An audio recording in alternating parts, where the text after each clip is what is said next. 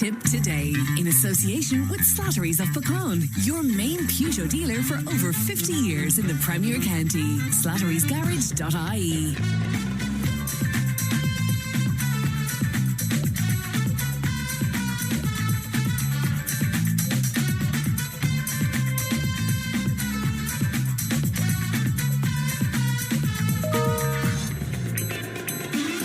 Welcome back to Tipp Today with myself, Donald Doyle, in for Fran Curry. Today in our second hour we will have global news a little later on. We'll be talking to former Fine Gael member John Halley. This hour will be, before we finish up later, we'll be talking to Paul Carroll, our sports editor, about the weekend sporting action and of course Semple and Tipp Cork yesterday. And we'll have our mindfulness slot with Susan O'Donoghue talking about leadership with conscious communication. But first, this hour, we have Cllr Seamie Morris on the phone. Good morning, Seamie. How are you? Good morning, Donald. It's a nice, fine morning up here in Nina, isn't it? Beautiful morning, Donald. Beautiful morning. Tell me, Seamie, you were writing a letter to the Taoiseach Micheál Martin over the weekend. You guys are pen pals, are you? We're pen pals. We are indeed. Well, I decided to join in the action because there was a number of Fianna Fáil TDs decided to write to Micheál Martin, and so I decided to get in the act. But I decided to add a bit of substance as to why people are actually infuriated with what's going on in Ireland at the moment and indeed the world. So I decided to add a piece of substance to it. Okay, and I suppose, look, this is pretty much an open letter. You've published it here on social media over the weekend. I suppose, give me a flavour of what you felt was missing, maybe, from Ryan O'Mara and his colleagues' letter.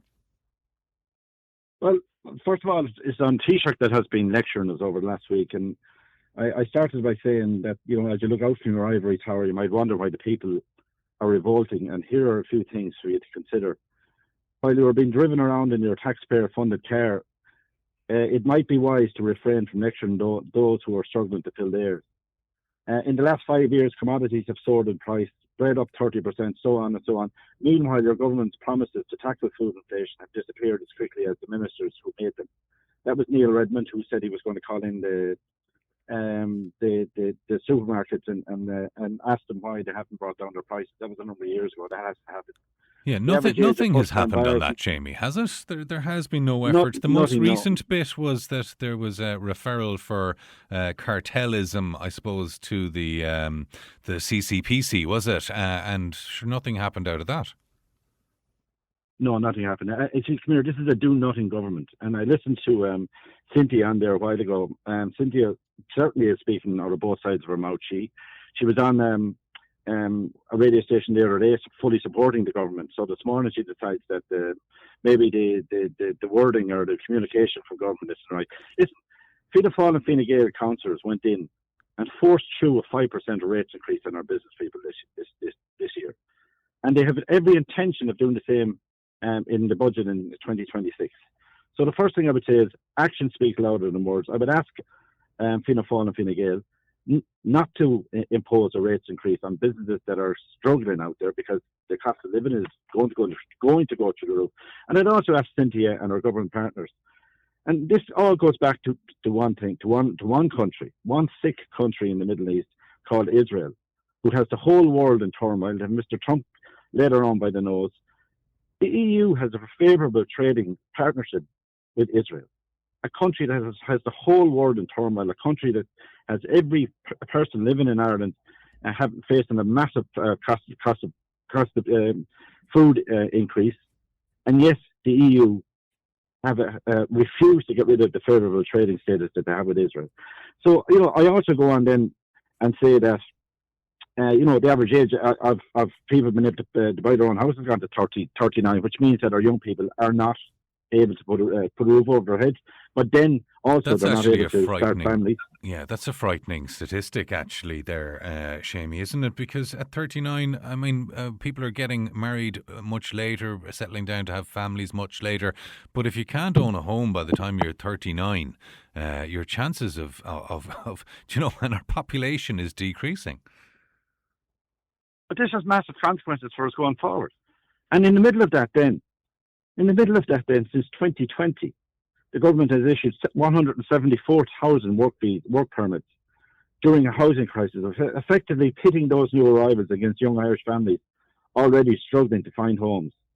This policy is driving tens of thousands of Irish people to go and live in Australia rather than live in the box room at home.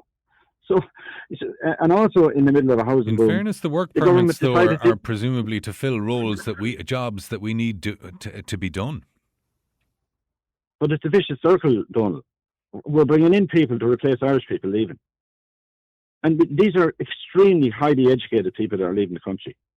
But they're also our future, Donald. Yeah. They're the people that I would look at and say, listen, they're going to live in Nina, they're going to have children, they're going to play sports, they're going to play. This is the cycle that we've always depended on. We've broken that cycle. Maureen O'Meara and them talk about breaking the social bond. This is the social bond that has been devastated by this government. And they also in the middle of a housing crisis decided they de-zone land. They've now asked us to rezone the land we de-zoned in the mid. And also, we have. Yeah, there's actually a consultation on about rezoning land at the moment, Seamie, isn't there, at council level? There is. I know these two sites in Nina that people had pinpointed to, that were zoned as for housing, that people had pinpointed to put family members on, and they can't now because they had to de-zone them. And those sites are not up for rezoning. It's a crazy situation. We've encouraged institutional investors, our vulture funds. Every year for the last 5 years, vulture funds or institutional investors who are paying no tax on their rent, by the way, on the money they're getting, have outbid young first-time buyers every single year for the last 5 years. What chance have our young people got? At the same time, our own Irish landlords are taxed to death, which is why they're getting out of it at the moment. And the government made housing a right only for those seeking asylum. IPAS centres are now exempt from normal planning laws, allowing a two-tier system where IPAS applicants can sue the state if not accommodated, while local people are denied planning permission because they fail to meet the local need criteria. That is just crazy. No wonder the people are mad out there. And I also want to say, Donald, I was horrified and shocked and saddened to hear Donald Young say that two members of the people that were protesting over the last week have taken their own life in the last 24 hours. That's the reality. It is shocking. If that, I don't. David said he had just seen that mentioned. We don't have any details of that. But look, the idea that somebody is going to do that for financial reasons, it's just awful. This is a country that appears to have an endless supply of money, 1.2 billion in 2025. For questionable IPAS landlords, yet rural towns are being starved of investment in infrastructure and housing. Since 2020, the government has taken 15.1 billion in energy taxes and handed back a mere 750 million euros last week as a token gesture that would appease the revolting peasants. And here's the situation that is crazy altogether. Since this government came into power, since Fianna Fáil came into power, around 2 decades ago, the country have burnt through 1.78 trillion euros of taxpayers' money. Yet we've continued to face crisis after crisis in housing, hospitals, mental health, rural crime, drugs, transport, GP access, and the overall cost of living. Now, this is a do-nothing government that are burning taxpayers' money. Yeah, that's a long list of crises, Seamie. Where did we start on those? What do we need ultimate urgent action? I mean, you can't spread it around. Our hospitals here, especially here in North Tipperary, going into UHL, it's still not sorted out. Housing, as you say, is probably one of the biggest crises affecting ordinary people trying to get along with their lives. We have the issues you mentioned with rural crime and drugs, but even going down to what you might think is a small thing of GP access. It's only a small thing unless you can't get access to a GP and you need it. But Donald, this is the recklessness of a government that has refused, that has decided to grow the population by 1 or 2 million people over the last 10, 15 years, and yet not put the services in place. Yet, I give you a perfect example of Nina. We have 1,000 housing applications being held up because this year, and we're supposed to have finished our wastewater treatment plant by 2024. They only started in 2025, and they will not be finished till 2029. We have social housing projects in Nina that have gone from a 4-stage process, which the government have admitted is too long, and they've decided to bring them back to a 1-stage process.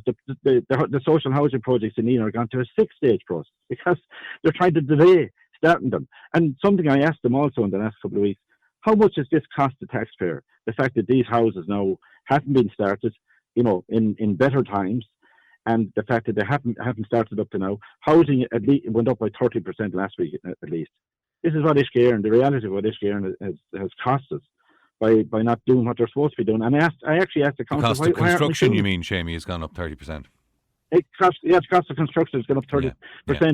But the fact that these houses now are going to cost 30% more than when they started, when the council bought the land, and they bought all the land for these houses in different parts of Nina, can't start them because the wastewater treatment plant is full, and has been full for some time. In fact, I looked at something going back to 1989 or something, and they were talking about the pressure on the water services, the pressure on the wastewater treatment plant in Nina, and we went back to then, and this year and still have only barely started work up there now. Yeah, and I know that there is a little bit of movement on housing estates around the area out in Tyrone and elsewhere. I suppose, can Irish Water allow bits to get started while they're working? Is that what's going to happen? It's a balancing act. What they're doing now is upgrading a wastewater treatment plant. So, they're on the same site. How they're going to manage it is beyond me, because we still have the waste from Ballycommon being driven around North Tipperary.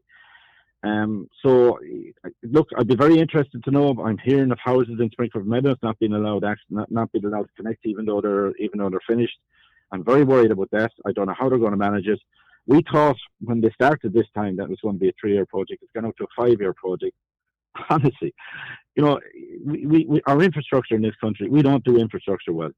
And the last but not least thing that is driving people mad, anyone that goes through Shannon Airport are seeing American soldiers swilling pints in their uniforms. Their war machines parked on the runway. We're not a neutral country. Any pretense that we're a neutral country is gone. I mean, the amount of money that Shannon Airport are making out of wars, illegal wars around the world is incredible, and yet we pretend to be a nuclear country. All of those things are driving people insane, and that's the type of context I wanted to add to what Ryan O'Mara and Cynthia and all the rest of them were trying to pretend that they were having a war with the Taoiseach. Micheál Martin will do what he wants. He's always done what he wants. He got away with the mess up of the presidential election, and he got away with this.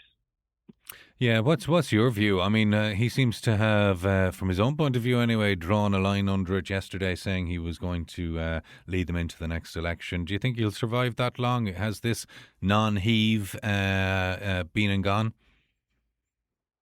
Listen, they said Bertie Ahern was the Teflon Taoiseach. Micheál Martin has more than it's a double Teflon Taoiseach. He's totally untouchable. And Fianna Fáil have created this monster, and there's no point in them giving out. They went in last week and voted confidence in him, effectively voted confidence in him when they voted confidence in the government. No point in them whining about it now and issuing diktats and coming on Tipp FM and saying that the communication is wrong. Action speaks louder than words. And I'll say this again to the Fianna Fáil and Fine Gael councillors out there. Do not attempt to raise the rates this year, because if they do, you'll show your true colours. Yeah, look, the executive are saying that they won't be able to keep the services at the level that they're at now. Sure, they're already conducting, as you know, Seamie, a review at the moment to see if the inflation caused by the US-Israeli war on Iran is going to force them into cutting services for the rest of this year. And they will cut services. And the reality is, I don't really blame the council executive. At the end of the day, local government in Ireland is very poorly funded. You were at the meeting the other day, Donald, or you came in, you were doing your service on Tipp FM, and you came in towards the end of the meeting.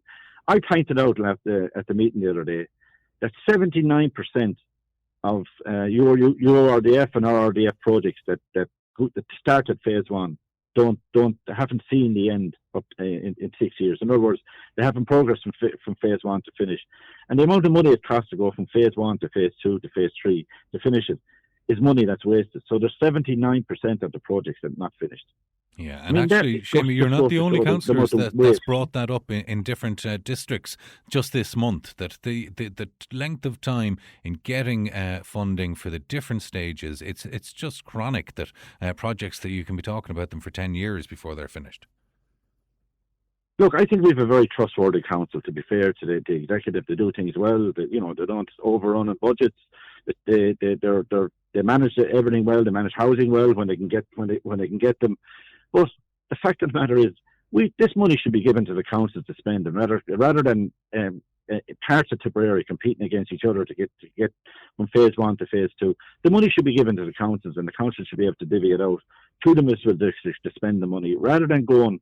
And what's happening is, of course, and I've said this several times, the consultants are the new gods in this country. We cannot move a lamppost in Nina without hiring a consultant. And this is where all the money is going. I did a Freedom of Information request on consultant fees just on capital projects in Tipperary between 2019 and 2022. We paid 11.2 million euros to consultants in those 3 years, including money, 360,000 euros to architectural consultants for 36 social housing projects in the Nina MD area, despite the fact that we have our own architects in Tipperary County Council. That's the lunacy. That's the waste of money. And believe you me, this country is going to go bust. If Fianna Fáil have bust this country twice, they're on the road to doing it again. Yeah, and while they're on the way to it, still no sign of the government increasing to match inflation in terms of the costs of fixing the roads, getting all the normal day-to-day bread and butter work of the council and the outdoor staff.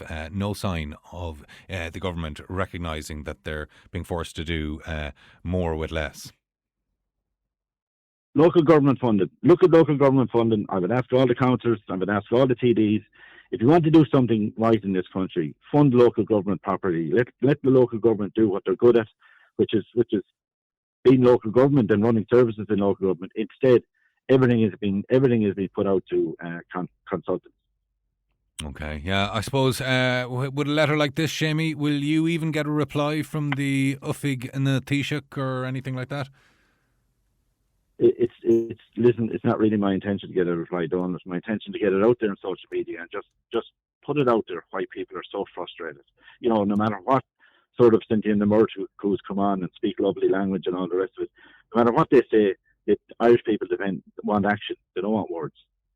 But we need the Taoiseach to read your letters like yours, don't we? We do indeed, but he's not listening to his own TD. So what hopefully have I getting? I should have given him. I know he was at the game yesterday or not, but I should have handed it to him yesterday. But anyway, he might well have been actually. I wonder. I'll ask Paul later on this morning, Seamie, if Micheál was there or if he was spotted in the crowd. Look, Seamie, thanks a million for your time this morning. Thanks for coming on with us. Thank you very much, Donald. We'll talk to you soon. Thanks a million. Tipp FM's Tipp Today. With Slattery's Garage, Puck On. Main Peugeot dealers in the Premier County. And now stocking the full range of the luxury French car brand DS Automobiles. Book your test drive today with Slattery's Garage, Puck On. See slatterysgarage.ie.